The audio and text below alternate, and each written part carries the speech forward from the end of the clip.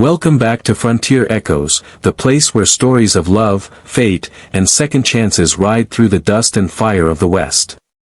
Don't forget to like, subscribe, and share, and tell us in the comments where you're watching from. Now saddle up and listen close. Let's get started. The rain had fallen all day on the red clay roads of Silver Creek. By evening, the clouds broke just enough to let a pale light touch the Carson Theater, a grand old building bought and restored by Ethan Hale, a director known across the territories for his films, his fortune, and his distance. He didn't smile much. Didn't talk more than needed.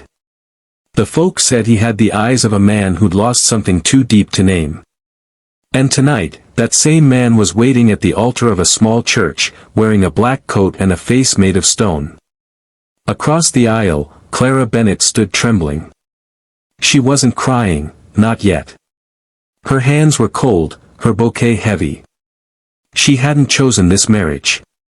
Her father had. The debt he owed to Ethan Hale had to be paid somehow, and Ethan had offered a deal: he'd clear every cent if Clara became his wife. So she said yes, not because she loved him, but because her father had no other way out. The ceremony was short, the silence thick. When the priest said, "You may kiss the bride," Ethan only bowed his head. Clara curtsied, and they walked out into the night like two strangers bound by a signature. He took her to his ranch outside town, wide lands, oak trees, and a house too big for one heart. Servants greeted them politely. Ethan showed her her room. "You'll find everything you need," he said, voice low and tired. "You don't owe me affection, only respect. I don't expect more." She looked at him then. "And what do you expect from yourself?" He paused, something flickering behind his gray eyes. "To do what's right. Even if it costs me peace." Days turned into weeks. The ranch ran smoothly. Ethan spent long hours in his study, writing scripts, managing crews, rarely speaking. Clara tried to fill the silence, reading, tending the garden, playing the old piano in the parlor. At first, they lived like polite guests. But slowly, small things began to shift. He'd pause outside the piano room when she played. He started taking his coffee at the same time she took hers. Once, when a storm cut the power, they lit candles and shared dinner in the quiet glow.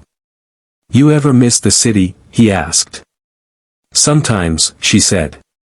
"But the stars are clearer here." He smiled faintly. "That's why I stay." It was the first smile she'd ever seen on his face. One evening, Clara overheard two ranch hands whispering by the barn. "Poor Mr. Hale," one said. "Married for duty again.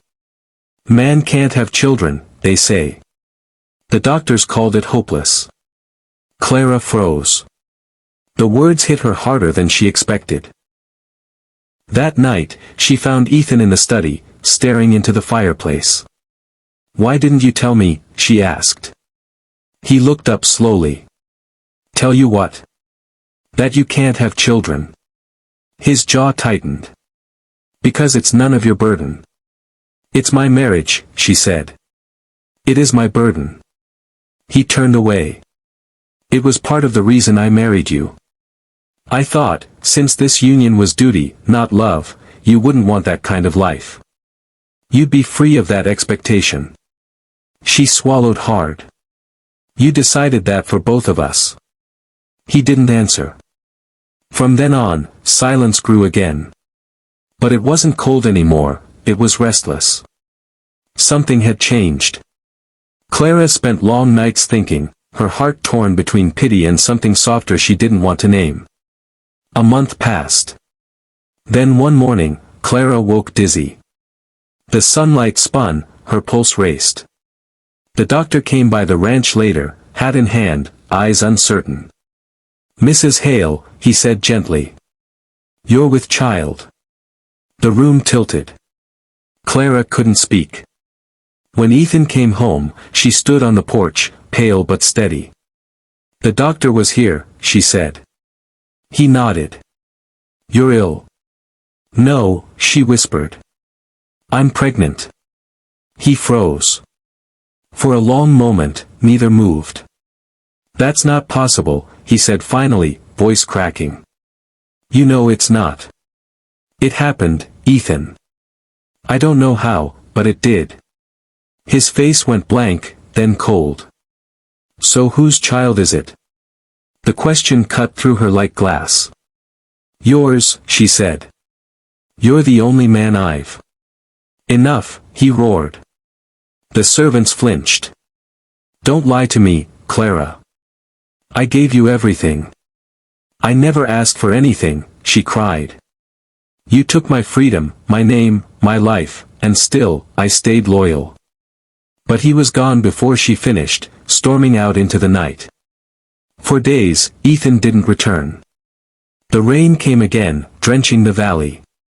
Clara sat by the window, feeling the child move beneath her hand and wondering if she'd ever see her husband again.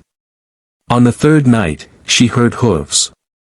Ethan rode back soaked to the bone, eyes hollow, jaw tight.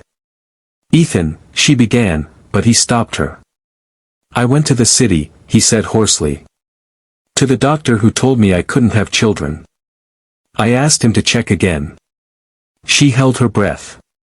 He looked up at her, a broken smile trembling on his face. He said miracles happen. Rarely, but they happen. Tears filled her eyes. "So you believe me now?" He stepped closer. "I never stopped wanting to. I just didn't think I deserved something this good." The storm raged outside, but inside the ranch, something gentle finally settled between them. Ethan reached for her hand. "I don't know how to be the man you deserve, Clara. But I swear I'll try." "You already are," she whispered. From that night on, the house came alive again. The halls filled with music and laughter, the servants smiling as they passed. Ethan started writing again, stories filled with hope and love instead of loss. When the baby came, a tiny girl with her mother's eyes, Ethan held her like she was made of sunlight. "She looks like you," he said. "She looks like us," Clara whispered. Years later, Silver Creek knew the tale by heart, the director who thought he'd never be a father, the bride who never asked for riches, and the miracle that proved love can rewrite any story. On warm evenings, you could still hear piano music drifting from the Carson house, and see a little girl running through the tall grass while her parents watched, hand in hand. Ethan would smile and say, "Every story needs a twist," and mine was her. Thank you for listening to Frontier Echoes. If this story moved your heart, don't forget to like, subscribe, and share. Tell us in the comments, where are you watching from? And come back next time for another tale where love, faith, and fate meet under the western sky.